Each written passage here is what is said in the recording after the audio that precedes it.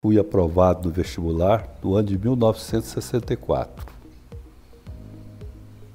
e fiz o curso de Direito, me bacharelando em dezembro de 1968. Eu passei todo o período de chumbo na Faculdade de Direito, com o golpe de 64, e saí em 68. Ao sair, nós escolhemos para patrono da nossa turma o presidente Juscelino Kubitschek, o ex-presidente Juscelino Kubitschek, porque ele tinha dado uma contribuição muito grande ao autorizar a Universidade Federal. Foi ele que criou a Universidade Federal.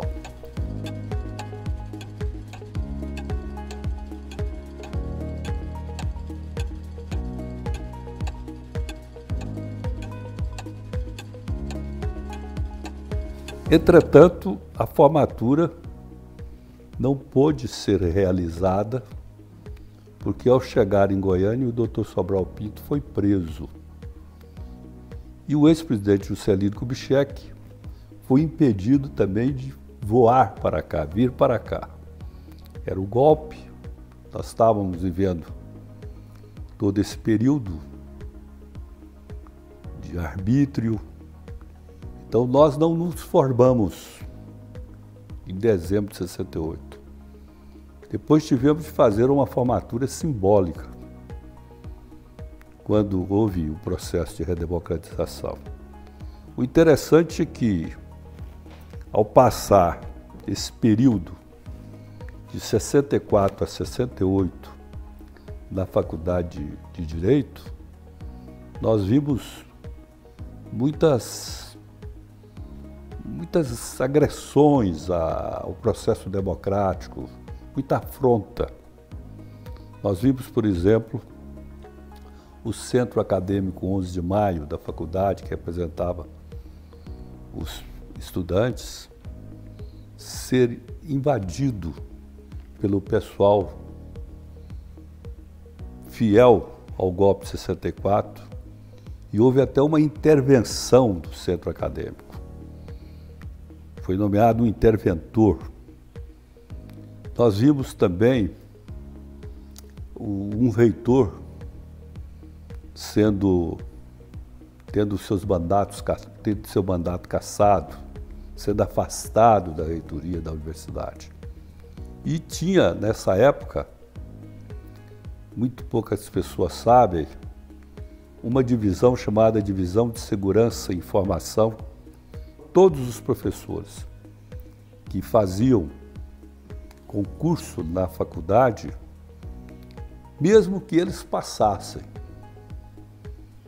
eles, se não tivesse uma ficha que agradasse o golpe de 64, os seus ideais, ele não poderia ser contratado.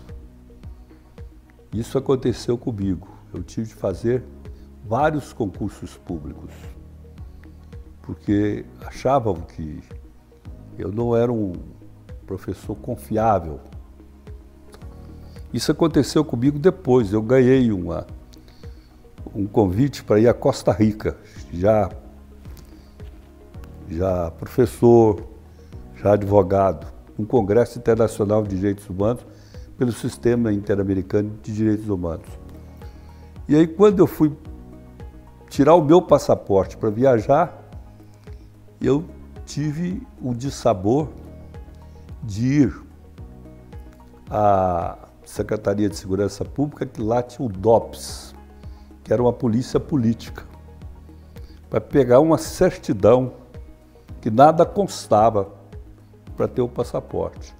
Eu não pude pegar essa certidão porque constava. Não falava que constava, só consta. Então não pode dar certidão, você fica como aquele personagem do Kafka, né, do processo. Onde é que está o processo? Tá?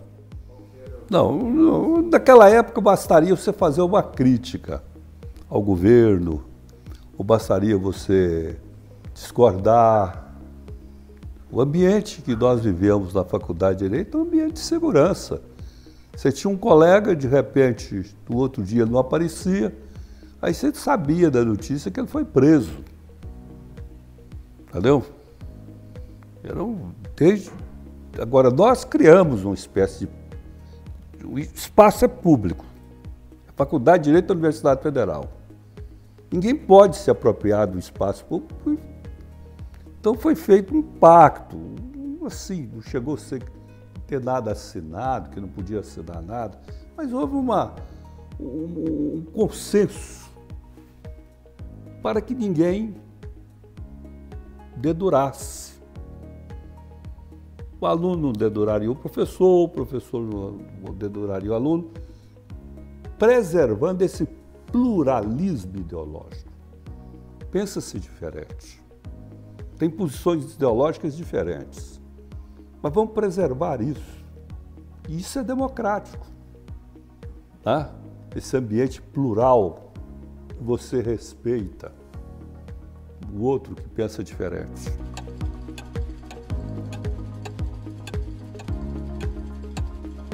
Eu formei em Direito e logo também exerci o magistério. Eu fui professor desses cursinhos preparatórios. Então eu fui professor num cursinho preparatório chamado Carlos Chagas, fui professor num cursinho preparatório chamado Rio Branco, Instituto Rio Branco. Tá? Eu lecionava filosofia, eu lecionava sociologia e fui professor no liceu, professor substituto no liceu, entendeu?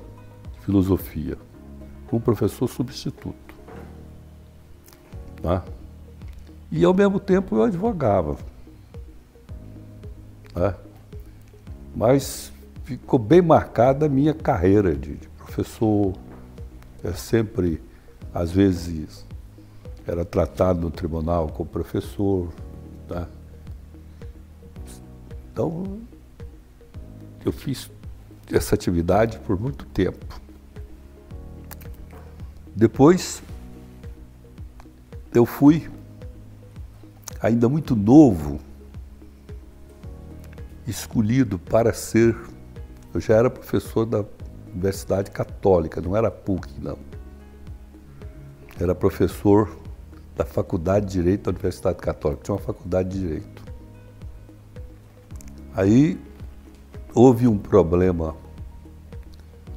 lá na gestão da faculdade, e o reitor da universidade, que era um jesuíta, o padre Cristóbal Álvares Garcia, mandou o professor Jerônimo Geraldo de Queiroz, que foi reitor nosso,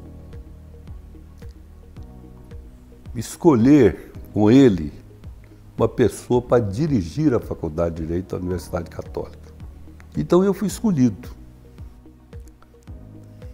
E aí comecei a ter uma atividade política e fui convidado, em 1979, para ser secretário de Justiça do governo do Dr. Henrique Santilo. O governador era um humanista, queria dar um tratamento humanizado ao sistema penitenciário. E uma interlocução mais eficiente entre o poder executivo, judiciário e o legislativo. Nesse período, eu fiz com que o Conselho Nacional de Secretários Estaduais de Educação fosse reabilitado, o CONSED, todos os secretários estaduais de educação, para discutir propostas para a educação, propostas públicas para a educação dos estados. Fizemos a primeira reunião aqui em Goiânia, né? E depois nós percebemos, como secretário de Educação, eu sobretudo, e a secretária de Educação do Paraná, que não estava havendo aquele gasto constitucional com a educação. A Constituição dispõe que os estados e municípios gastarão 25% da sua receita corrente líquida na educação. A União gastará 18%. E a União não estava gastando 18%. Entendeu? Então tinha tido uma comissão parlamentar de inquérito, uma comissão parlamentar para investigar isso, esses gastos. Então via, por exemplo, o município gastava 25%, mas ele fazia uma ponte lá na frente da escola, contabilizava aqui como gasto em educação. Ele fazia uma outra obra, merenda escolar, que a União financia, botava como gasto, fosse gasto da educação para inteirar os 25%. Né? E também isso acontecia. Então nós fomos ao procurador, nós fomos a São Paulo, conversamos com o secretário de Educação de São Paulo, eu e a secretária do Paraná, nós fomos à Procuradoria-Geral da República, o procurador era o doutor Aristides Junqueira. Pedimos para ele arguir uma inconstitucionalidade lá junto ao Supremo por omissão para que a União gastasse os 18%. Isso foi feito, entendeu? Tudo isso nós fizemos. Melhoramos bastante a qualidade da merenda escolar, melhoramos bastante a qualidade do ensino, com as chamadas Olimpíadas de Matemática. Enfim, fizemos um trabalho bom na Secretaria de Educação do município. Se você perguntar assim, professor, o senhor ocupou esses vários cargos, chegou um político lá um dia para dar uma sugestão para o senhor sobre como o senhor deveria implementar essa política na área de segurança pública, como o senhor deveria implementar essa política na área de educação, o senhor passou? Eu vou dizer para você, não. Você chegou lá para pedir um cargo, chegou lá para transferir um delegado, eu não transferia. Aí o homem não tem jogo de cintura, se eu ouvi isso do governo, o homem não tem jogo de cintura, entendeu? No gabinete civil eu tinha lá, fazia os decretos de nomeação. Aí o cara chegava lá e falava, o deputado chegava e falava, não saiu a sua nomeação. Aí começaram a inventar, não, o secretário aí tem um código com o governador. Quando o governador assina com a mão esquerda, não é para nomear. Quando ele assina com a direita, nomear.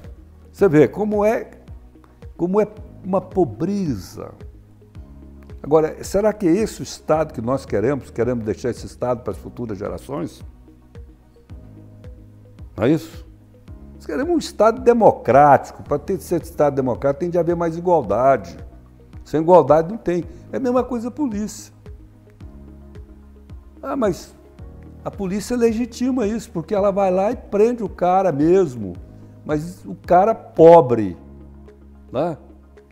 O cara pobre, o cara que sofre mais.